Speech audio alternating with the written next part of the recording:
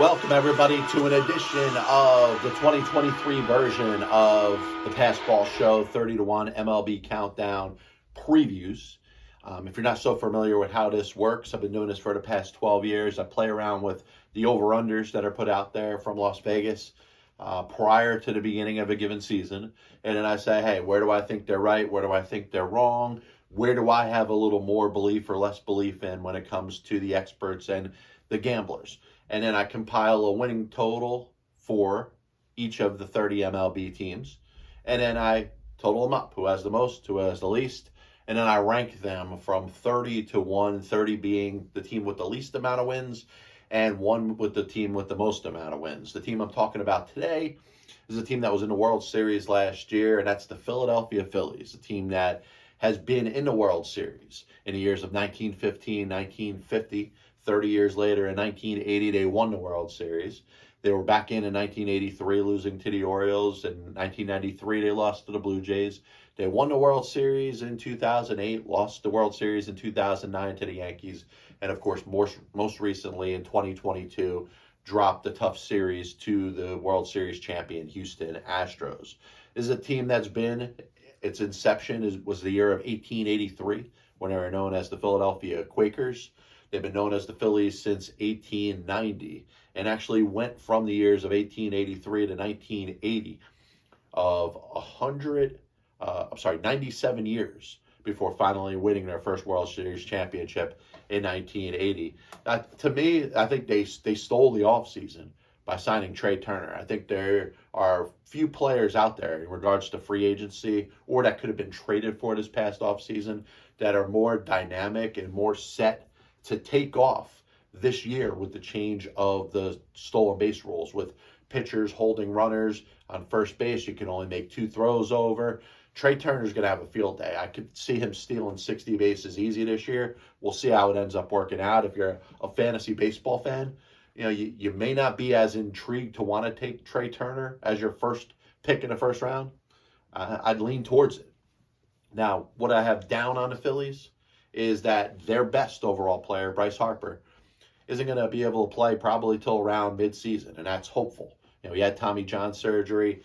Not only is Harper their best player, but he is the most inspirational player. He is, as Reggie Jackson used to say, the straw that stirs the drink in Philadelphia. That team isn't anything without him, in spite of all the other talent that they have. JT Realmuto, Kyle Schwarber, Rhys Hoskins, Alec Bohm, Nick Castellanos. They have one of the more dynamic offenses in baseball. You add Turner to the mix. Listen, they're only going to go as far as Bryce Harper takes them. And if you're a Phillies fan, I think it is going to be important. How good of a start do the Phillies get off to this year? Are they able to stay? And I'm not saying tread water. Are they going to go out there and be 10 games over 500 around the time Harper gets back? Because I think at that point they could explode, and potentially I could see them going out there winning the National League East. If they're in a good enough shape, they get Harper back at the right time, and they kind of jump on his back, I could see the Phillies winning the NL East. If you're looking at moves that they made in the offseason, you heard me talk about Trey Turner. Some of the losses, players that are no longer with the Phillies from their World Series run last year. Gene Segura goes to the Marlins. Matt Vierling and Nick Maton go to the Detroit Tigers in a trade for Gregory Soto. Kyle Gibson left as a free agent to join the Baltimore Orioles.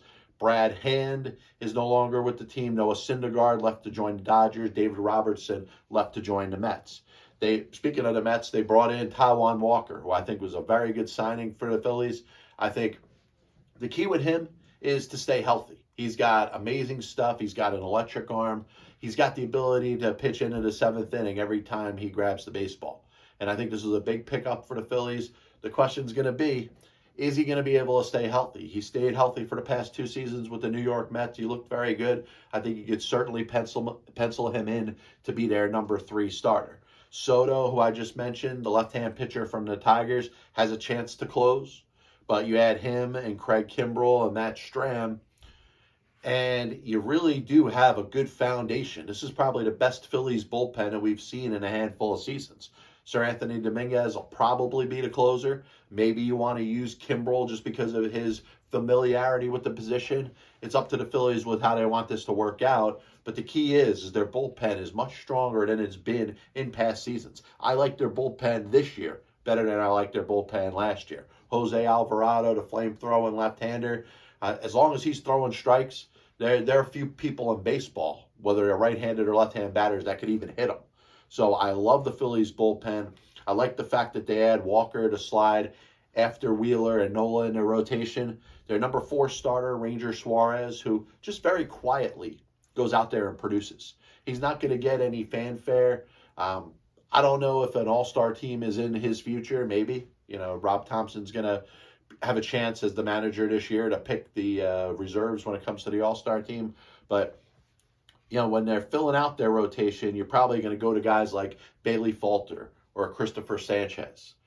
If I'm the Phillies, I'm judging exactly how ready Andrew Painter is, because I don't think there's a more dynamic arm in that organization. And I think you're talking about a pitcher that once he gets settled in pitching Major League ball, you're probably not taking him out of the rotation. I think he's got the most upside of any Philly prospect since Aaron Nola. And I think his ceiling is higher than what we've seen at Aaron Nola. So if you see Andrew Painter producing for the Phillies at the Major League level this year, next year, just, if you weren't familiar with him and I was the first one that kind of introduced you to him, just know that I got that type of belief in him. You look at the Phillies offense, there's going to be 2 lineups, the lineup with Harper and the lineup without Harper. Unfortunately, the lineup without Harper is going to have to be good enough. It's going to have to be able to compete with the likes of the Braves and the Mets and the NL East. And, listen, you could hope when Harper gets back, all of a sudden they catch fire. You probably believe that if you're a Phillies fan and you followed them last year. They got off to a bad start. Joe Girardi gets fired. All of a sudden, Rob Thompson takes over. Keith Hernandez says they can't catch the ball. And all of a sudden, this is a different Philly team.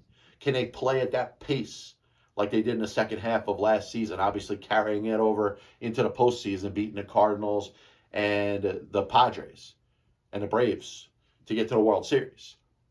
They absolutely can, but I don't know if they could rely on having to come from behind, be 7 to 10 games under 500 at any point this season and all of a sudden click it on. But having Turner at the top of the order, like I said, this is a guy that I think could steal 60 bases this year. Rhys Hoskins, JT Realmuto, Schwarber, Castellanos, Bohm, and you could order it however you want. Kyle Schwarber led off a lot of times for the Phillies last year. Maybe bat Schwarber's second.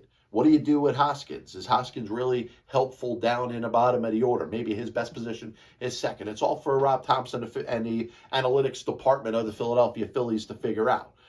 To me, Josh Harrison, Jake Cave, and Scott Kingery, I think, are very important pieces to take a look at if you're the Phillies. They're going to get the majority of the at-bats, whether it's in the outfield, whether it's at the DH position, whatever. Without Harper playing, you get a chance to DH Schwarber and DH Castellanos, who are certainly better as designated hitters as they are full-time position players.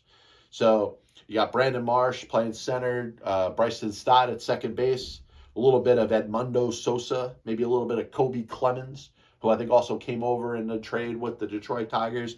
Listen, I think if the Phillies could do more than tread water, this is a team to worry about. If I'm the opponent, I think the Phillies could have a big season, and I think the expectations changed from the Philadelphia Phillies coming into last year when you hadn't made the playoffs in a little while, and all of a sudden getting to the World Series this year. Now, if you're in Philadelphia, you're expecting big things, and I don't see why you could be that wrong with it. I think this is a good team. This is a well-constructed team. Any team that Dave Dombrowski has his hands on, there's no coincidence that they're always in the mix, competing for a World Series championship. I like this Phillies team. You look at some of their prospects. I think Painter is going to be a star. This is a guy that I think in a couple of years you're going to look back at this version of the PBS and say, you know what, John Pielli was right. He ain't right on too many things, but he was right about Andrew Painter. But take a look at a couple other arms they have in the minor leagues. Nick Abel, 130 strikeouts in just over 108 innings last year. Griff McGarry, 130 strikeouts in just over 87 innings last year. And Johan Rojas, a center fielder that may be another year away. I don't know if he's coming up to the majors this year, but is going to be worth consideration. He stole 62 bases in the minor leagues last year. That was the minor leagues that started the rule with the pickoffs and limiting what the pitchers were able to do. I think this guy come up to the major leagues and do the same thing. So I think there is some promise on the farm when it comes to the Philadelphia Phillies. Total outlook, what do I expect this year? I can see them winning 91 games, 91-71, finishing second place in the National League East, getting back to the playoffs. And listen, if they're catching fire at the right time, if Harper is 100% at that point, I can see the Phillies going pretty deep into the playoffs. Once again, this is the 31 MLB Countdown Previews 2023 version. I'm John Pielli. If you're interested in any of my content, you can check me out on Spotify, Apple Music, Amazon Music, and of course on YouTube. God bless you. And as always, I'll see you on the other side.